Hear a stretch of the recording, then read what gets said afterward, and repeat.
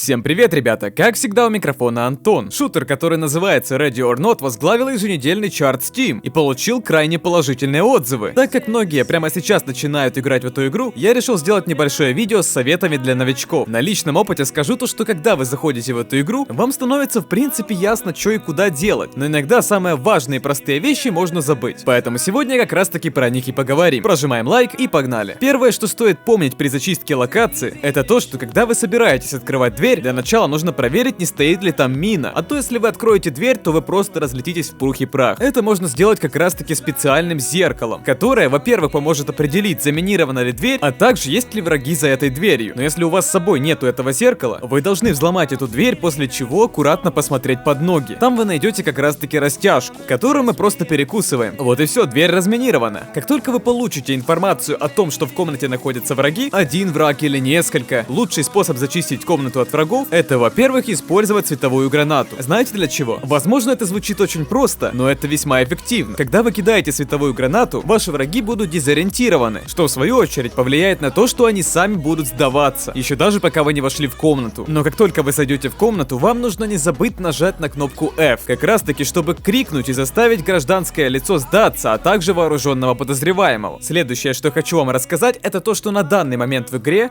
боты, то есть ИИ, очень сильные, что в свою очередь значит, что у них безумная реакция, и вы даже не успеете что-либо сказать, как вы уже будете мертвы. Но есть один способ определить, будет ли стрелять противник или нет. Как бы просто, опять же, это не звучало, но нужно послушать. Вы можете услышать от противника такие фразы, как «я его слышу». И если вы их слышите, то вероятно они будут стрелять прямо на месте, так что будьте готовы к перестрелке. Если вы вдруг тяжело ранены во время перестрелки, и вы видите что-то вроде красного экрана, вам нужно сразу же отступить и спрятаться за своей командой, или же за укрытием, после чего полечиться. Если вы думаете, что этот красный экран просто пройдет, и это всего какая-то галлюцинация или вспышка от того, что тебя ранили, то это не так. В этот момент у тебя будет кровотечение. Поэтому в таких моментах нужно всегда отступать и сразу же себя киллить. Твоя команда тебя, в свою очередь, должна защитить. Следующее, о чем хочу поговорить, это про гражданских. Бывают моменты, когда, сколько бы ты ни кричал, они будут очень упрямыми. И что же делать в таких ситуациях? Один из способов — это ударить их в рукопашную. И обычно после этого, через несколько секунд, они начинают сдаваться. Давайте еще раз вернемся к вооруженным подозреваемым. Когда вы знаете, что он присутствует, всегда будьте готовы стрелять как можно быстрее. Вы видите подозреваемого, будто у него нету никакого оружия в руках, и вот этот момент как раз таки нужно контролировать, так как бот достает свою пушку просто невероятно быстро. И опять же, вы можете умереть быстрее, чем поймете это. Вывод: всегда быть начеку. Не все подозреваемые реагируют одинаково. К примеру, прямо сейчас на видео вы можете видеть отрывок, где человек будто бы сдается, но это всего лишь вранье. Спустя доли секунды он достает пистолет и начинает стрелять. Также некоторые враги будут пытаться обойти вас с фланга. Не все боты стоят просто на месте, в какой-то из комнат, а они действительно передвигаются. Многие игроки, которые только начинают играть в эту игру, открывают комнату и смотрят только в нее, и после чего начинают расслабляться. Даже если вы открыли комнату и думаете, что все в порядке, это может быть не так. Следите за спиной. А теперь давайте поговорим про очки. Как же все-таки заработать как можно больше очков за матч? Если вы будете использовать какие-то маленькие оружия, то есть электрошокер, пейнтбольный пистолет и прочее, вам нужно сделать так, чтобы вооруженный подозреваемый сдался. Да, так опаснее подходить к ситуации, но в конце концов это будет плюс. Что ж, друзья, пока что все. Думаю, что на данный момент этих подсказок вполне хватит, чтобы начать игру. Остальные фишки и прочее, это все выработается. Если вы хотите, чтобы я сделал какие-то фишки или трюки по этой игре, пишите об этом в комментарии. Огромное спасибо за просмотр. Бай-бай.